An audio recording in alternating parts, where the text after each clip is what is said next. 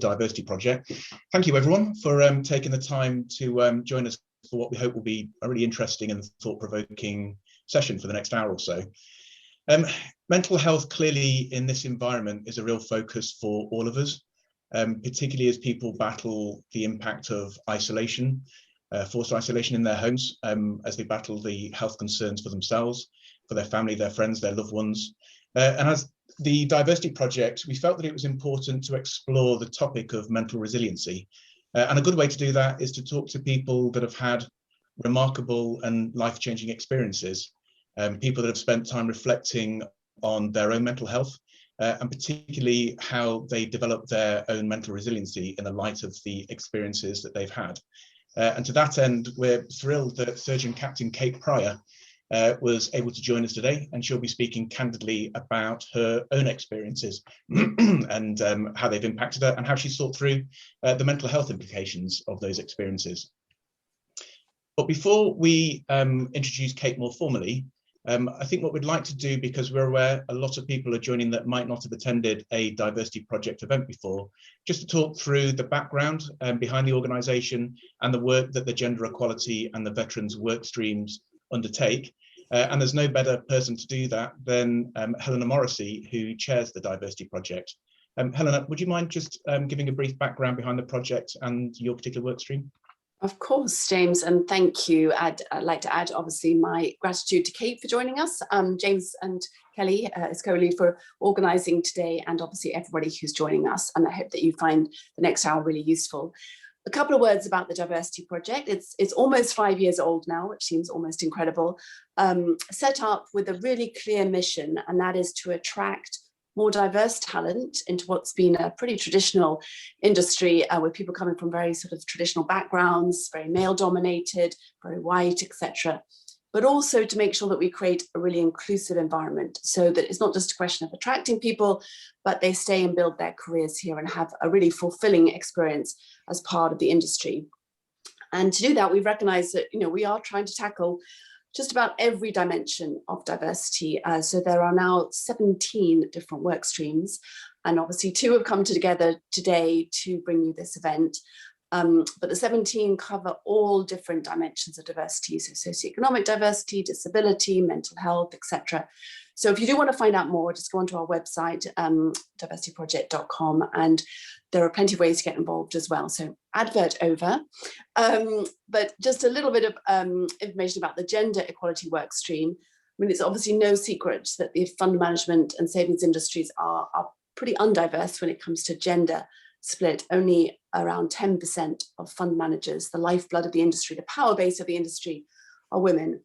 And we've set a really clear goal now, only set it last year because we decided we needed more specific targets, of 30% of fund managers being women by 2030, and also halving our gender pay gaps, which are the second worst in the of all sectors in the UK. And it works really, we're involving men. It's not, women against men at all. It's actually very much depending on allyship. And we have different segments within that gender work stream that are focused on different aspects of the career, different parts of the career journey.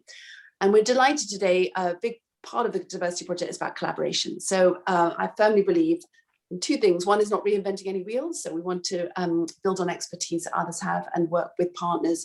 And second is collaborating. I do believe that the whole can be greater than the sum of the parts. So really delighted and grateful to James and Kelly for orchestrating today's event, really. I feel a bit of a bit player, but very delighted to be here. Back to you, James. Well, if I may shamelessly advertise the Veterans Workstream briefly, we were set up specifically to help employers recognise the valuable, unique skills, highly transferable skills that veterans bring into our industry, and also to support veterans understand how they can thrive within the financial sector. I work on the Veterans Workstream, which is led by Kelly Mullane. I also lead the Veterans Network here at Wellington Management. And in my dim and distant past, I also served for 6 years in the Royal Navy. And in fact, I was shipmates with Kate many years ago on the HMS Manchester, where we toured the Caribbean, which was my first ever tour. It's very difficult, island hopping around the Caribbean. Somebody had to do it. Tough job, huh? May as well have been us. Now, our careers clearly diverged. I moved into the city, and Kate has since thrived within the Royal Navy, where she's seen active service in Afghanistan, Sierra Leone, South Sudan, and she also works as a consultant anaesthetist at King's College Hospital, where clearly she's been on the frontline fight against COVID. For the structure, Kate is going to talk for about 20 minutes and share some slides. I will warn you that some of those slides will be, in fact, one of those slides has got a particular gruesome injury. Kate will warn you about that, so if you don't want to see it, you'll have the chance to look away. And then at the end of Kate's presentation, we'll do some Q&A. And so you'll see at the bottom of your screens, there's a Q&A function. You can type in a question, and then we'll see it as panelists, and we'll ask that question on your behalf. So Kate, thank you for joining us. Delighted to have you here. Over to you. Thanks. Hopefully the tech will work. It's always a nervous moment, isn't it, when you start doing one of these things? Good. Hopefully you can all see that. Super. Well, thank you so much and good afternoon. It's really lovely to be with all of you on the Diversity Project this afternoon. I joined the Royal Navy getting on for 28 years ago, and I have certainly seen the world differently, as the recruiting slogan was then. What I'm going to do is, for about the next 20 minutes or so, share some of the lessons I've learned over the years. There have been women in the Royal Navy for over a century, but they had to join the Women's Royal Naval Service, or the Wrens as they were known. But women didn't actually go to sea until 1990. Wrens wore blue rank insignia, as you can see on the screen, rather than the men's gold. But female doctors have always been Royal Navy rather than Wrens. And we've always had a seagoing liability. And until the mid-90s, we actually had men's service numbers. I mean, I still do. And as you can imagine, that caused no end of confusion when I turned up and they were expecting a man. I first went away to sea in 1998 with HMS Grafton, a Type 23 anti-submarine warfare frigate, on doing her first overseas deployment. And I spent 11 months at sea, with a lot of time in the Arabian Gulf, before heading to the Far East, where we took part in the International Fleet Review in South Korea, long before K-pop, Korean fried chicken and Gangnam Style were heard about in this country. Whilst I had a good idea how to be a doctor and how to practice medicine, I really didn't know how to be a ship's doctor. I'd done the officer training, I'd done all the pre-joining courses, but I had a massive dose of this. I felt like I was faking it. I imagine quite a lot of you here have had those feelings of feeling like a fraud or being found out as a fake. And I mean, I've got a bit of it now talking to all of you. So imposter syndrome as a term was coined by two female psychologists in 1978, Pauline Clance and Suzanne Imes. And in their study, they discovered that women did not internally acknowledge their accomplishments, despite consistent evidence of external validation. These women put their successes down to luck or overestimation of their abilities and intelligence. And this and other early research suggested that imposter syndrome was particularly prevalent in high-achieving women, with one particularly vulnerable group being women of colour, especially those in academia or in predominantly white fields. More recent studies suggest it's far more common in men than was first thought. Research suggests 70% of us will suffer with imposter syndrome at some stage in our lifetimes. And it commonly occurs when starting a new job or moving up a grade at work. And for most of us, it's very temporary, but for some people, it's so severe that it can hold them back. Hewlett-Packard did a really interesting internal study. They put a job advert out with a list of desirable and essential qualities in that job description. And they looked at who applied, but also did some digging as to why they chose to apply. And men would apply if they were able to, tick 6 out of 10 of the boxes. But women would only apply if they could tick 10 out of 10 of those boxes. What they were particularly worried about was wasting people's time or being seen as not good enough. And if you can't park the imposter syndrome, it does cause problems, and people can let it hold them back. So how do we combat it? We need to own our successes and celebrate them. Remind yourself where you are and what you've achieved, and judge yourself against objective standards. You've passed the exams, You were successful at interview. Sometimes in your world, it's a very complex multi-stage process. You receive positive feedback from your seniors, your peers, your juniors, if you do 180 or 360-degree feedback. So enjoy your successes. Make a list of them if you need to, and refer back to it if you're ever having that wobble and wondering why on earth you're doing what you do. Speak out. Talk to your friends and colleagues, and you will find out just how common imposter syndrome is. Remember, 70% of us will get it at some stage. You are not alone. Find a mentor if you don't already have one. A mentor will support your growth and development and will become a source of wisdom, teaching, and support. But they won't necessarily advise on specific actions or changes. A mentor can help you realize that you're not a fraud, that you're not a fake. They will challenge you and ask you the difficult to answer questions and help you find the solution to your problems. A mentor can be your own personal advocate. Find a critical friend. We all need someone we trust enough to tell us when we're getting it wrong. And I cannot emphasize the importance of having that someone or some people in your lives. Whilst it might not be terribly pleasant to hear, it is so important. None of us is perfect, and we need to reflect on what we do and how we do it. This is probably the hardest thing. We have to challenge our negative thinking. Negative thoughts are like brain worms. They burrow in and they're difficult to shift. We tell ourselves who we are and we believe it. And what we believe influences us in what we think our capabilities are, and that impacts our behavior. But our thoughts are just that. They're thoughts. They exist only in our own heads. And you can change your mind by changing your thoughts, but this does take work. Write the negative thought down and cross it out. Do it over and over if you need to. The brain learns by repetition.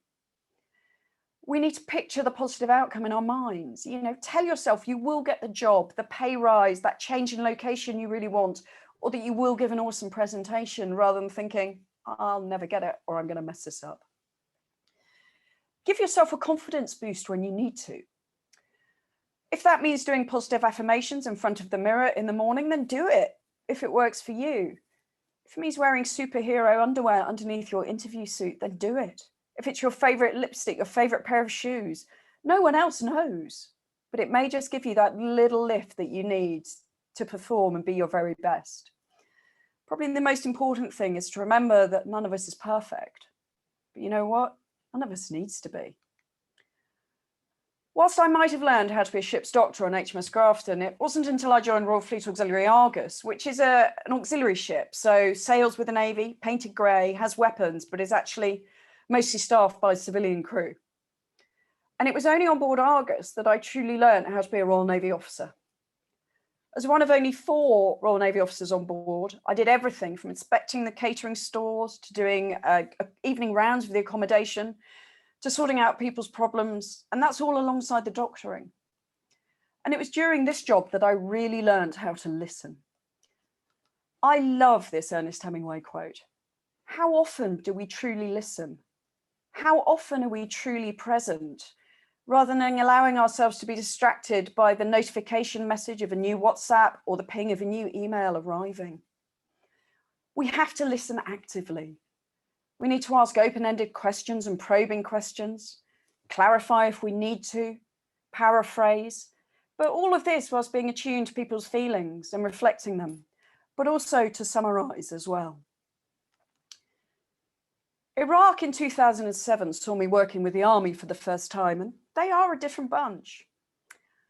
And I was exposed to military medical leadership on the front line.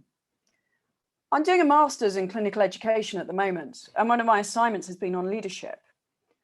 And it gave me a great opportunity to reflect on how I lead.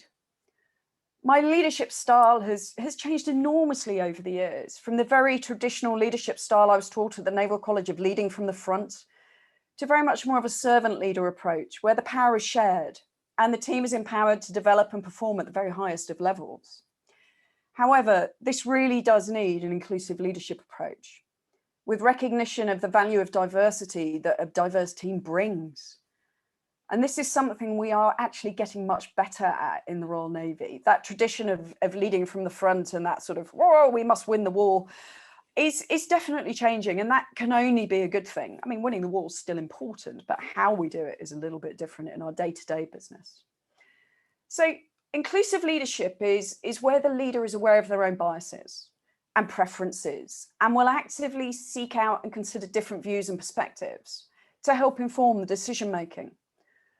Organizations really do benefit from having a diverse workforce with that diversity of thought. Having a diverse group there's no point if there's groupthink. So groupthink has to be avoided. But for people they really need to feel as though they truly belong and to be able to be all they can be and to maximize their potential. And that's where inclusion comes in, by creating equity of access to opportunities. I absolutely love this slide from Deloitte. It's on the 6 signature characteristics of the inclusive leader. And I believe the most important of these is cognizance. We must recognize we aren't perfect, particularly when it comes to bias. I'm not talking about overt biases against protected characteristics like gender, race, disability, sexual orientation, etc., but the more subtle ones. And I know I've got biases. I tend to date tall men who don't have beards. Sorry, Jim. And the sort of ones I'm thinking about are the more subtle ones, things like availability bias, where we overestimate the likelihood of events that are more readily available in our memories.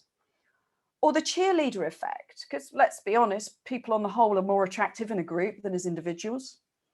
There's confirmation bias, listening to information that confirms our preconceptions. But positive bias is bad as well. It stops us making an accurate perception of a person and distorts our interactions with them.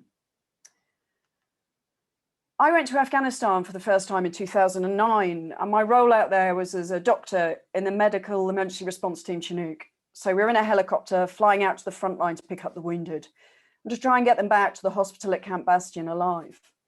I got another hefty dose of imposter syndrome. Even though I'd done all the training, I genuinely didn't know if I would be able to do the job until I actually did it. Whilst I'd seen the pictures and dealt with the mocked up casualties, nothing had truly prepared me for my first amputee. With the visceral hit of the sight of mangled limbs, the smell of mud, the smell of scorched flesh and blood that was so strong that I could taste it. Gory slide coming up now. Look away if you want to. Everybody sneaks a peek though. And I will tell you when it's safe to look back. So if you don't want to look away now. So this is what was known as a standard double. An amputation of both legs due to a soldier or marine triggering an improvised explosive device, normally something that was buried in the ground that they'd trodden on. It was the injury of Afghanistan, along with gunshot wounds. And this is what the medical teams dealt with day in and day out, and often multiple times a day. And it took real teamwork to save those patients' lives. You can look back if you've looked away. So this is the state board in the emergency department of the hospital, and a line was filled in every time there was a notification of a casualty or casualties on the way to the hospital. Every one of those lines is at least one severely injured casualty. And this photo is just one 24-hour period. If you look carefully, you can see the 6th line up from the bottom. There were 3 Cat A's and 4 Cat B's coming in. The A's are the most seriously wounded. So that's 7 casualties coming in from one incident. And this went on day after day for weeks and weeks and years and years. Working as one team with one common purpose was the only way to deal with this sort of volume of unrelenting trauma and such catastrophic injuries. Our common purpose was to save life, but we couldn't save them all. We all have patients who stick in our minds more than others. And sometimes, rather than it being a great save, it's because we couldn't save a life. Sometimes your best just isn't enough because of the catastrophic nature of the patient's injuries or illness indeed. This young man lost both legs and suffered massive pelvic floor trauma from treading on an improvised explosive device. From the point of view of the team in the back of the aircraft in the helicopter, it was a textbook job. Nothing could have gone better. However, he died on the operating table when care was withdrawn, when it became apparent his injuries were unsurvivable. The outcome of the debrief and the clinical governance meeting where all deaths were discussed was that shit happens. It hit us all hard. We looked out for each other. We looked after each other. We were kind to ourselves and kind to each other. Of course, we all have demons, those jobs or casualties that we will never forget. We put our demons in a box, and as time goes on, the lid of the box fits more and more snugly. But demons are feisty little buggers. They like to surprise us, and sometimes the lid of the box flies off and the demons come out to play. I was sitting in a friend's garden admiring this spectacular sunset. It was the most perfect night for night flying. And a Chinook crew was getting ready to launch on the flight line. And I could hear the sound of the aircraft burning and turning. I'd flown out into so many stunning sunsets, knowing that someone having the very worst day of their life was waiting for me. Sounds are powerful things for triggering memories. And for some, the sound of the Chinook was a sound of salvation, but not for all. I couldn't save them all. And the demons were rampant that night. You know what though? It is okay not to be okay. I acknowledge my demons. They've made me the clinician and the person I am today. I know I did my best. I could have done no more. I also know where I can get help if I need to. My next trip away was completely different. I spent a couple of months in Sierra Leone dealing with Ebola. It felt so completely different. No one was trying to kill me by blowing me up or trying to shoot me, but there was an invisible threat to my life. Hindsight's a wonderful thing, and actually it felt very like going to work at the start of the COVID pandemic, which I'll come back to in a couple of slides' time. My most recent deployment was 4 months in South Sudan, running a field hospital for the United Nations. And again, it was nothing like any deployment I've ever done before. There was very little work to do, and the risk of boredom and getting into mischief was incredibly high, and believe me, medics can really get into mischief. But actually, it actually sort of infers a different kind of stress. Being very busy dealing with mangled service personnel is a completely different mindset to being incredibly busy doing nothing. So what kept me going? This lot, this awesome group of wing women, my wing women. They've helped, they've supported, they've cajoled and prodded me along. Several of them are critical friends, and certainly one of them has told me off quite often. And I cannot overemphasize the value of a network, whether it's formal or informal. The value of talking and reflecting with friends should never be underestimated. Whether you do it out on a run together or in the pub or on the phone or FaceTime, it doesn't matter, but do talk. Of course, I have to mention coronavirus. It has fundamentally changed how we live our lives and how we work. It hit the NHS so very hard, and it actually felt rather like a never-ending operational tour for me, with an ongoing mass casualty situation with not enough staff and not enough resources.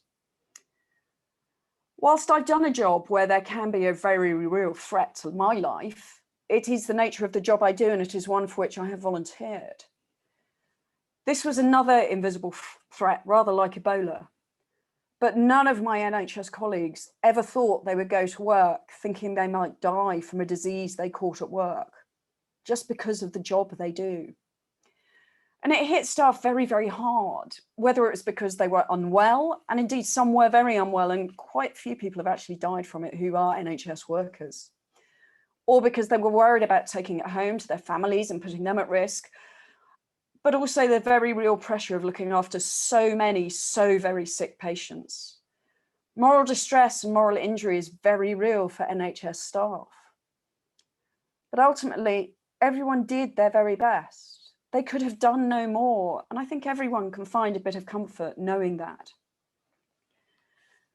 The aftermath of the COVID pandemic will be a really important time to learn lessons for all our organisations, from those changes we have all had to make, particularly the new ways of working. And I think every organisation should be asking 4 questions.